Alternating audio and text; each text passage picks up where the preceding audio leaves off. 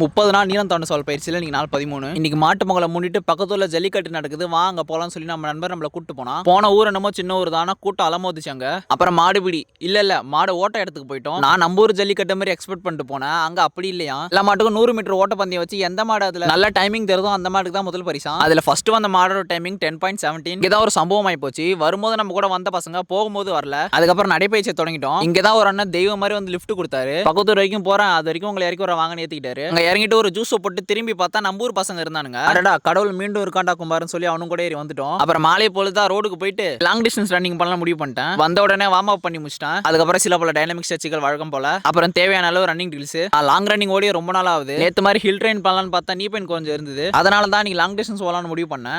ஓடினேன் பல மைல் தூரம் ஓடிட்டு இருந்தேன். சில பல கிலோமீட்டர் தாண்ட அப்புறமே பெட்ரோல் காலையில வண்டி மாதிரி ஆயிடுச்சு நிலைமை. என் சகோதரன் வேற வீடியோ எடுத்துட்டு ஓடுறா முடியும் இருந்தான். நான் இன்னைக்கு விரதல்டா புஷ் பண்ணி ஓடலாம் தான் நினைச்சேன். ஆனா வண்டி 3 கிலோமீட்டர்ல உட்காந்துருச்சு. லாங் டிஸ்டன்ஸ் அத்லெட் யாரும் கமெண்ட் பாக்ஸ்ல வந்து கமெண்ட் பண்ணாதீங்கப்பா. பல மாதங்களுக்கு அப்புறம் லாங் டிஸ்டன்ஸ் ஓடுறேன், அதனால கொஞ்சம் அப்படிதான் இருக்கும். அப்புறம் பயிற்சி எல்லாத்தையும் முடிச்சுட்டு இயற்கையை ரசிச்சுட்டு வீட்டுக்கு கிளம்பிட்டேன். இன்னைக்கு அவ்வளவுதான், நாளைக்கு பார்க்கலாம்.